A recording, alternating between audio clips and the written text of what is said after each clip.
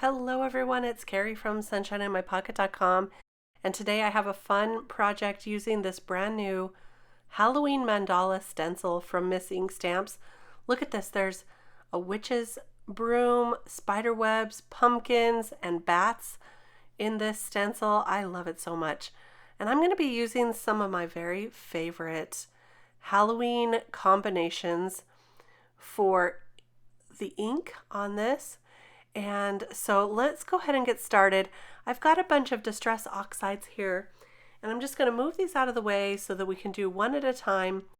And I've got my blending brushes that I use for oxide inks. These brushes are only used for oxide inks, nothing else, no other regular inks, not the distress inks, just oxides. The reason I do that is because oxide inks are a hybrid ink, so they have a different formulation, and I find that they blend the best when they have their very own set of brushes dedicated just to them. And I really love these because they are easy to put the color on and they blend so nicely. For this one, I'm starting with Twisted Citron, and then I'm moving on with Pine Needles, and then one of my favorites, which is Peacock Feathers, and I'm kind of going around in a circle. And I felt like this really lent itself well to inking it in a circle because it is circular itself. So it really was a really great option. The last color I'm going in with is Black Soot. I've just re-inked this, so it is very juicy. So I'm trying to be very careful with it because it's pretty juicy. Nice ink here. And look at this beautiful result with those colors. It's gorgeous. I love those colors. Now I'll clean up and I'm going to move on to my second Halloween color combination. This one I'm using a variety of yellows and oranges, and I'm going to start with the Scattered Straw, and I found that it was a little too muted for me, so I'm going in with the Fossilized Amber. Look how bright this is. In fact, I was surprised it was so bright. I had to double check and make sure I had the right color there. But it is Fossilized Amber. Then I'm going to go in with Dried Marigold, which is a lighter orange. And finally, I'll go with the Spiced Marmalade. This one is much brighter, and I'm going around the edges with these as well. I did, again, all of these in a circular pattern just because the stencil was circular, but you really don't have to do it in a circular pattern. Try it different ways and see what you like.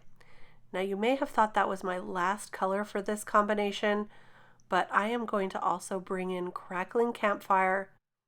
This color is wow.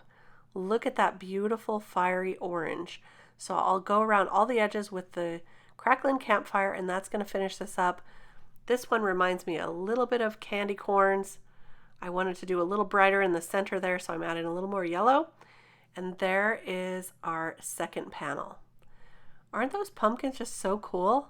They're really neat. For my last favorite Halloween color combo, I'm going to start with a light purple. This is Milled Lavender, and then I'm going to move on in with Wilted Violet, and I'll go lastly with the Black Soot again. Now this one I did just a small amount of the purples and more of the black to bring in that kind of spooky feeling.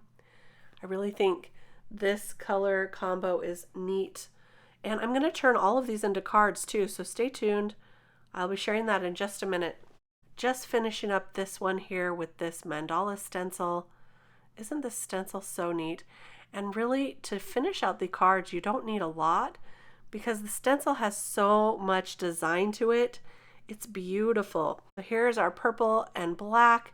There's our greens and blue and black, and this is our yellows and oranges.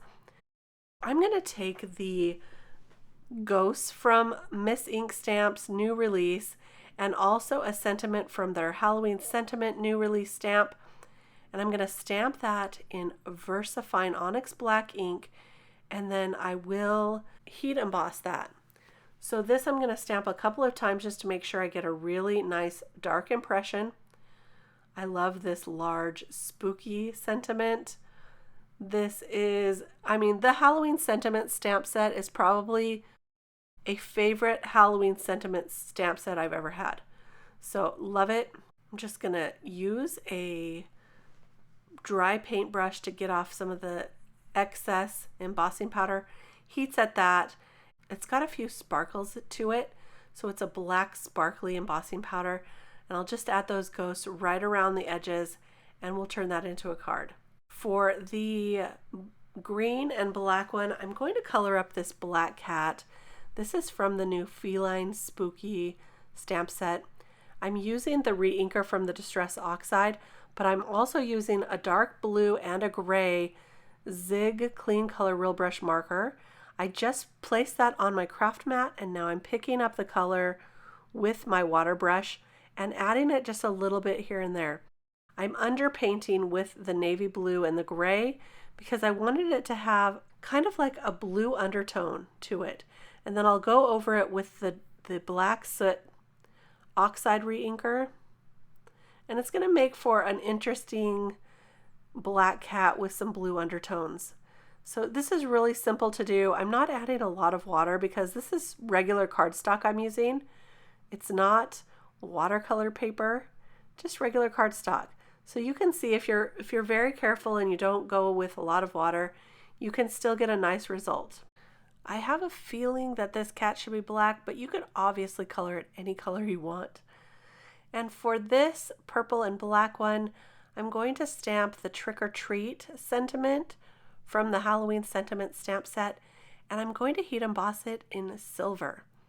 This looks really cool in silver, and I actually heat emboss it 3 times. So after I heat emboss the first time, I let it dry and cool off for just a little bit.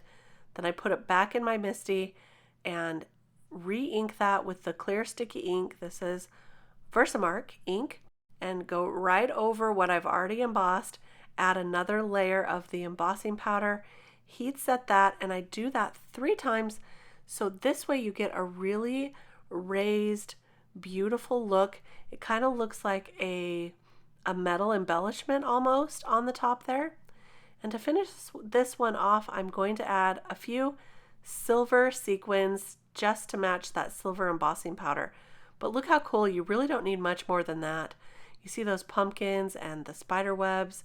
So here is our cat card that I watercolored. It says Feline Witchy. Black is such a happy color.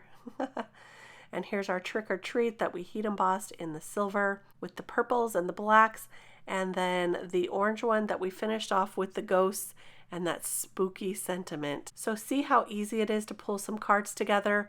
I hope you enjoyed this look at my favorite Halloween color combinations, and I hope that I inspired you to try some yourself. These were really fun and easy to put together, especially when you have a fun stencil like this.